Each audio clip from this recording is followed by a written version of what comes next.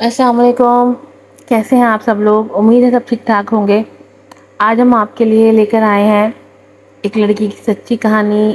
Novel کا نام ہے نکاح عشق. ایپیسوڈ ہے اس کی 2. اور وہی ہر بار ریکویسٹ کرتے ہیں کہ جس نے ہمارا چینل سبسکرائب نہیں کیا ہے پلیز سبسکرائب کر لیں.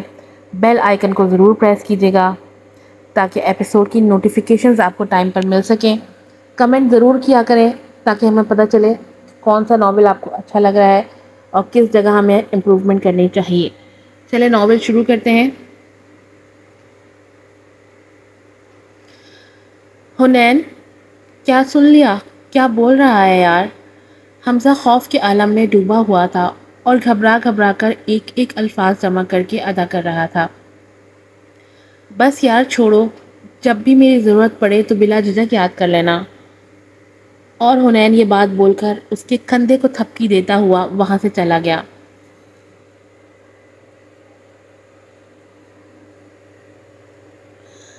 حمزہ وہیں ساکن کھڑا رہا اور اب اس کے دل میں ایک اور خوف کا سوال پیدا ہو گیا. حنین سب کو بتا دے گا کیا؟ کیا حنین میری عزت کو تار تار کر دے گا؟ کیا وہ میری دوستی کا بھرم رکھے گا؟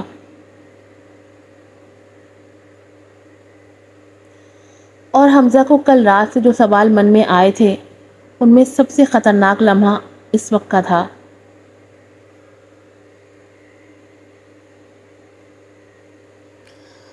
الفت بیٹا بتاؤ نا، سب ٹھیک رہا؟ پروین اب الفت کے بالکل سامنے بیٹھی تھی اور فکر مندانہ انداز میں اسے سوال کر رہی تھی. کیا بتاؤں میں امی آپ کو؟ کیا پوچھنا چاہتی ہیں آپ؟ آپ نے نہیں دیکھا تھا کیا اپنے داماد کو؟ سکون تو مل گیا ہوگا نا اب مجھے اس گھر سے رخصت کر کے؟ الفت بہت بدسلوکی سے اپنی والدہ سے پیش آ رہی تھی.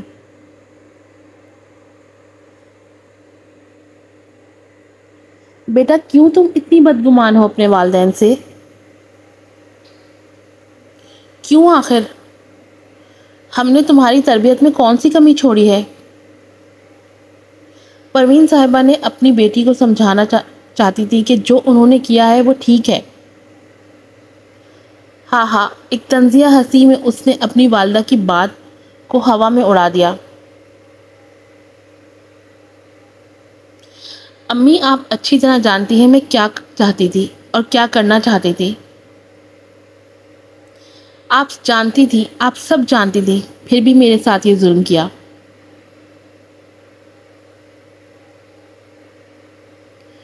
بیٹا، اور پیچھے سے آغا ایوب الفت کے والد پیچھے ہی کھڑے تھے اور کمرے کے اندر آنے سے پہلے انہوں نے گلے میں خراش کر کے ان دونوں کو مخاطب کیا.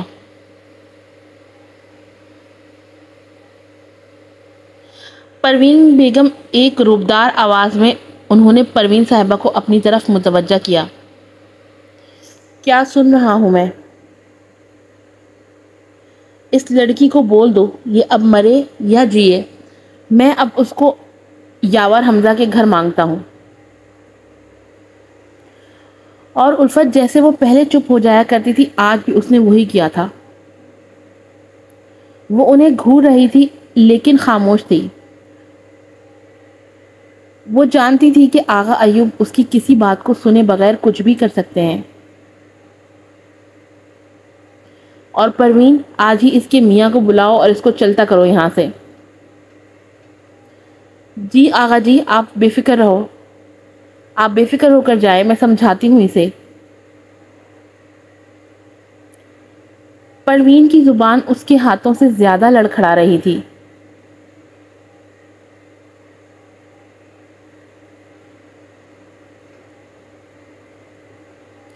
شام کا وقت تھا، سب اپنی اپنی مصروفیات میں لگے ہوئے تھے.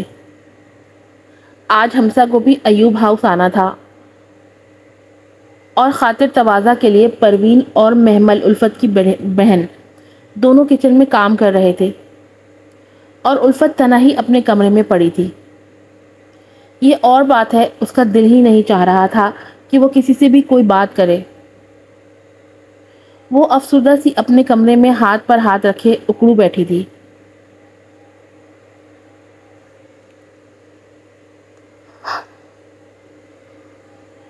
امی جانتی ہیں میں آگے پڑھنا چاہتی تھی.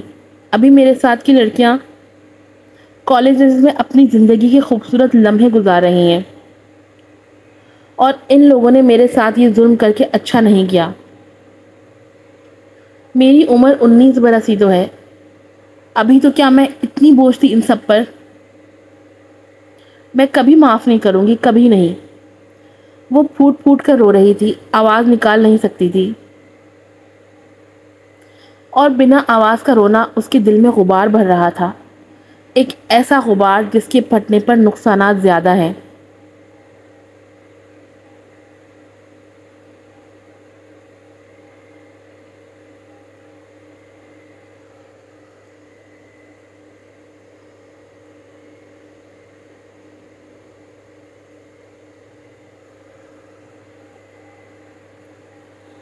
السلام علیکم.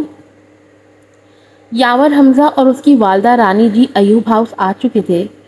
حمزہ اتنا خوش نظر نہیں آ رہا تھا, بلکہ وہ ڈرا ڈرا سا اور سہما سا لگ رہا تھا.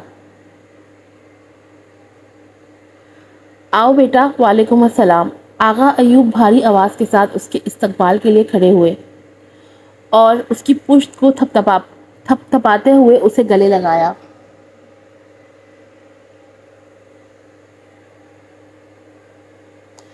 الفت, تم اب تک تیار نہیں ہوئی؟ وہ لوگ آ چکے ہیں.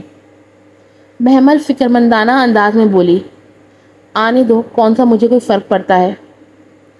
الفت یار, تمہیں ہو کیا گیا ہے؟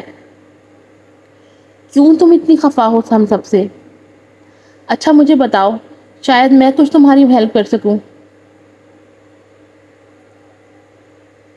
ایک ٹوٹے دل کی مرمت کرنا آتی ہے تمہیں؟ اور یہاں الفت کی بڑی بڑی آنکھوں میں ڈگمگاتے موٹے موٹے آنسو چھلکنے لگے. محمل بیٹے, ذرا آپ ہی کو تو لاؤ باہر. اور یہ آواز پروین صاحبہ کی تھی جو لاؤنج میں مہمانوں کے ساتھ بیٹھی تھی. رانی جی کے کہنے پر انہوں نے محمل کو آواز لگائی تھی. چلو چلو الفت, اب باقی باتیں بعد میں کریں گے. ابھی تم اٹھو اور جا کر تیار ہو, ورنہ ابا غصہ کریں گے. پلیز میری خاطر اٹھو. سرخ جوڑے میں ملبوس جس میں ستاروں سے بھرا کام دانی سوٹ پہنے تیار ہو چکی تھی. ایک خالی دل والی لڑکی آج پھر اپنے گھر سے پھر ایک بار رخصت ہونے والی تھی. میں اب دوبارہ یہاں کبھی نہیں آؤں گی, اور یہ فیصلہ اس نے اپنے دل میں عہد کی طرح کر لیا تھا. یاور حمزہ اور رانی جی سامنے ہی لاؤنج میں بیٹھے پروین اور آغا صاحب سے گفتگو کر رہے تھے. تائی حمیدہ اور تایا افتخار بھی بیٹھے تھے. اچھی خاصی رونق لگی تھی. ایک تو یہ دونوں خوب جلے پر نمک چھڑکنے آ جاتے ہیں. الفت نے پہلی نگاہ دیکھی اور منہ ہی منہ میں بڑبڑانے لگی.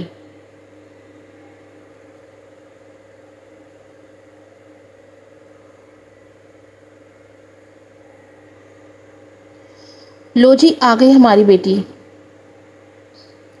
تایا جان بہت خوش اخلاقیات میں کھڑے ہو گئے اور الفت کا پرخلوص انداز میں استقبال کیا. دکھاوے کی دکان. ایک بار پھر وہ انہیں دیکھ کر منہ میں بڑبڑائی. جی تایا جان, السلام علیکم. وعلیکم السلام میری جان. آؤ بیٹا یہاں بیٹھو. اور بتاؤ کیسی ہو, سسرال کیسا لگا؟ اس نے سب باتوں کا جواب بس ایک پھیکی سی مسکان میں دیا اور پھر خاموش ہو کر نظریں جھکائے صوفے پر بیٹھ گئی. آغا ایوب اسے دیکھ کر منہ بسورے چائے کی پیالی اٹھا کر چائے پینے لگے. وہ اب تک اس سے ناراض تھے. محفل ختم ہوئی اور اب الفت کو واپس اسی گھر میں جانا تھا جس گھر میں ایک ایسا شخص رہتا تھا جس کو وہ آنکھ بھر کر بھی نہیں دیکھنا چاہتی تھی.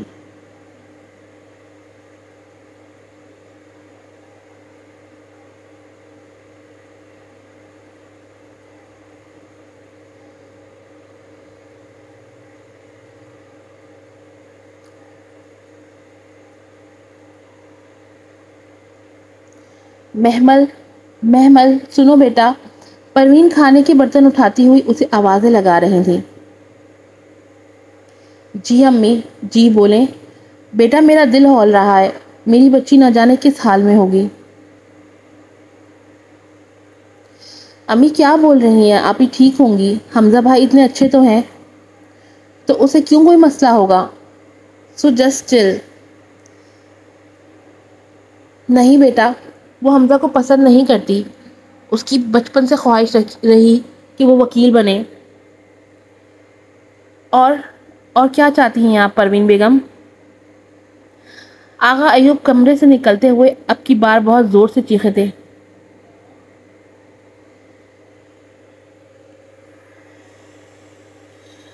میں آپ کو بول چکا ہوں ہمارا فیصلہ غلط نہیں ہو سکتا، ہم اپنی بچی کا اچھا برا سب جانتے ہیں۔ ہاں لیکن پروین صاحبہ اب کی بار کراہت کھا کر بولیں۔ ہاں لیکن آغا صاحب ہمارا فیصلہ ہماری بچی کی زندگی کا گلا ہی نہ گھونٹ دے۔ بس اب اس ٹاپک پر بات نہیں کروں گا، بہتر یہی ہے آپ سمجھ جائیں۔ آج کی ایپیسوڈ یہیں ختم ہوتی ہے، پھر آپ لوگوں سے ملیں گے نیکسٹ ایپیسوڈ میں نئے ناول کے ساتھ، نئی کہانی کے ساتھ۔ السلام علیکم۔